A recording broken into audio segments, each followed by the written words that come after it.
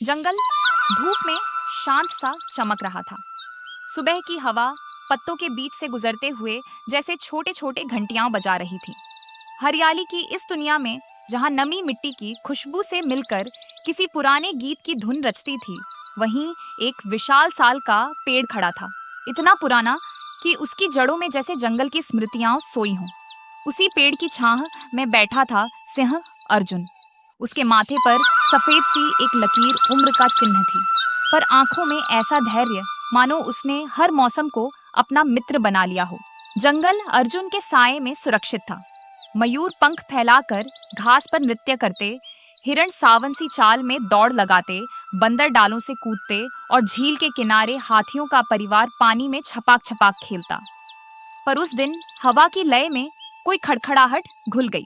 दूर से आती मशीनों की कर्कश आवाज, पहले हल्की फिर अचानक तेज, जैसे कोई अनचाहा मेहमान दरवाजे पर धमक पड़ा हो।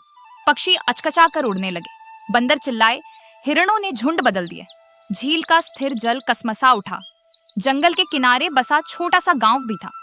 वहां के लोग जंगल से फल, लकड़ी और शहद लेते, पर उतना ही जितना जरूरत हो। वो जानते थे कि जंगल माँ है और माँ से कोई उधार एक बार में नहीं लिया जाता। पर शहर से आए व्यापारी किसी और गणित पर चले थे। उनके चेहरे पर चिकनी मुस्कानें थीं, आंखों में हिसाब की रेखाएं। वो गांव के मुखिया नाथूराम के घर पहुंचे और उन्हें चमकते नोटों के पुलिंदे दिखाए। बोले, जंगल में खनिज हैं, महंगी लकड़ियां हैं, नए रास्ते हैं, बस हमें रास्ता चाहिए। तुम्हें तुम्हारे हिस्से का सब मिल जाएगा, पैसा, शक्ति और शहर में पहचान। नाथूराम के मन में बरसों की साध थी। गांव की टूटी नलियां, जर्जर स्कूल और हर साल सूख जाने वाला कुआं। उसने सोचा, अगर पैसे आ जाए तो सब बदल जाएगा। उसके दिल का तर्क धीरे धीरे लालच की भाषा बोलने लगा। उसने आंखें नीची कर कहा, रास्ता मैं देख लूंगा। जंगल नहीं जानता था कि किसी ने उसकी देह पर सौदे की स्याही पोत दी है। अगले ही दिन चिंगारियों सी आती मशीनें पहुंच गईं। ऊंचे पेड़ों पर आरी के दांत लग गए। पहली बार जंगल ने अपने भीतर थरथराहट महसूस की। अर्जुन उठ खड़ा हुआ। उसके साथ बूढ़ा हाथी भी आया, जिसकी आंखों की कोरों में झुर्रियों के बीच अनगिनत बरसों की थकान थी। मयूर अपने पंख समेटकर चुप खड़ा रहा। बंदर खत्म होते पत्तों को देखते रहे, जैसे कोई अपना घर खोता देखता है। हमें कुछ करना होगा, हाथी ने धीरे से कहा। हाँ, अर्जुन की आवाज शांत थी, पर उसमें गर्जना का बीज छिपा था। पर बिना सोचे कदम उठाना आग में घी डालना होगा। जंगल हमारा घर है और घर को समझदारी से बचाया जाता है, गुस्से से नहीं।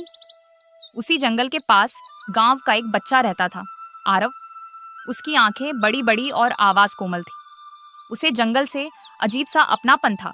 वह जब भी स्कूल से लौटता, पेड़ों से बातें करता, झील के किनारे बैठकर पानी में आकृतियां बनाता। उस दिन वह मशीनों का शोर सुनकर भागा भागा आया।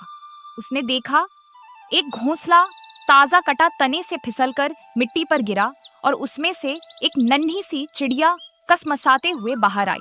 वह कांप रही थी। आरव ने उसे हथेलियों में समेट लिया। उसकी सांसें तेज थीं, आंखें डरी हुईं। डर मत, मैं हूं, आरव फुसफुसाया।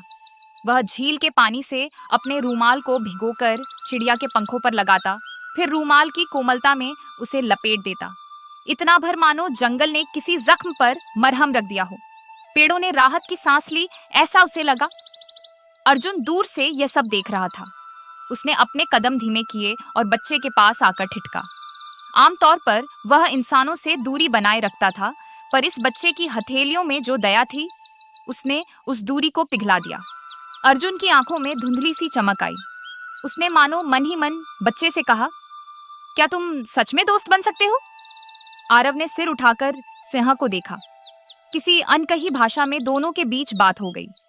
बच्चे ने चिड़िया को सावधानी से एक झाड़ी के सुरक्षित हिस्से में रख दिया और हाथ जोड़कर सिंह की ओर देखता रहा। उस पल जंगल और इंसान का फासला एक सांस जितना रह गया। मशीनों का शोर बढ़ता गया। गांव में व्यापारी और उनके गुर्गे आते जाते, लकड़ी के ढेर बनते। नाथूराम की चौखट पर नए नए सामान पहुंचने लगे। गांव वालों की आंखों में उलझन थी। एक ओर रोजगार का वादा, दूसरी ओर जंगल का सांस लेना। ढोल नगाड़ों की जगह अब ट्रकों की घरघराहट सुनाई देती। रातों को भी पेड़ों पर टिमटिमाते दियों की जगह बल्बों की तेज धूप सी रोशनी फूटने लगी। आरव ने घर लौटकर अपनी माँ से कहा, माँ, जंगल रो रहा है। माँ ने उसके बालों पर हाथ फेरा। कभी कभी बदलाव ऐसे आते हैं कि लगता है सब टूट रहा है। पर बेटे, कुछ बदलावों का विरोध भी जरूरी होता है। तू छोटा है, पर तेरी आंखों में जो सच है वह बड़ों को दिखा। अगले दिन आरव अकेला नहीं आया। उसके साथ कुछ बच्चे और भी थे, स्कूल के साथी, जिनके हाथों में रंग, कागज और एक पुरानी ढोलकी थी। जंगल के किनारे जहां सबसे पहले पेड़ कटे थे, उन्होंने रंगों से बड़े बड़े पत्तों का चित्र बनाया, जिन पर लिखा, जंगल हमारी सांस है, पेड़ गिरेंगे तो बारिश कहाँ से आएगी, किसके घर की लकड़ी। बच्चे ढोलकी की थाप पर गीत गाते। उनकी आवाजों में खिलखिलाहट नहीं, दृढ़ता थी। व्यापारी ठिठक कर देखता, उसे बच्चों की हिम्मत एक अनदेखी ताकत सी लगी। उधर जंगल के भीतर अर्जुन ने सबको बुलाया। हिरण, बंदर, सियार, जंगली भैंसे, पंखों के रंगों से सजे पंछी और बूढ़ा हाथी। उसने कहा, सीधी लड़ाई आग लगा देगी। हमें अपनी धरती, पानी और हवा के रास्तों को समझना होगा। अगर हम मिलकर बुद्धि से काम करें तो बिना किसी को चोट पहुंचाए भी बहुत कुछ रोका जा सकता है। बंदरों ने आंखें चमकाईं। चाबियां, नट बोल्ट, तार हम संभाल लेंगे। पक्षियों ने कहा, ऊपर से रास्तों की खबर देंगे। हाथी बोले, जिन पगडंडियों पर मशीनें चढ़ नहीं सकती, हम वहां दीवार बनेंगे, अपनी देह से, अपनी शांत शक्ति से। हिरणों ने कहा, लोगों के आने जाने वाले मार्गों को बदल देंगे ताकि वे जंगल के नर्म हिस्सों तक न पहुंच सकें। जंगल की यह सभा जैसे सदियों की अक्ल का संगम थी। रात गिरते गिरते एक अनोखी योजना बन गई। सुबह होते ही जब मशीनें फिर दहाड़ने लगी तो सबसे पहले बंदरों ने ऊंची डालों से छलांग लगाई। उनमें से एक शैतान सी आंखों वाला चिको था। उसने हल्की सी मुस्कान के साथ बुलडोजर पर बैठे आदमी की टोपी उठाई और अगले ही पल किसी दूसरी डाल पर ले जाकर लटका दी। उसके साथी नीचे उतरे और अंधेरी झाड़ियों में किसी जादू की तरह गायब हो गए, साथ में जाती हुई चाबियां जो मशीनों का दिल दौड़ाती थीं।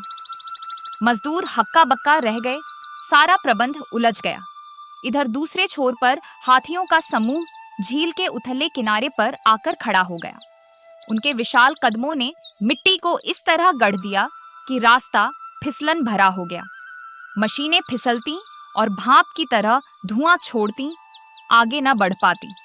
ऊपर आसमान से चील और तोते चक्कर लगाते, और जैसे ही किसी नए रास्ते से कोई गाड़ी मुड़ती, वे तीखी चीखों से सम। आपका हर लाइक, कमेंट, शेयर और सब्सक्राइब मुझे आगे बढ़ने की ताकत देता है। और दूसरा भाग मिस मत कीजिए।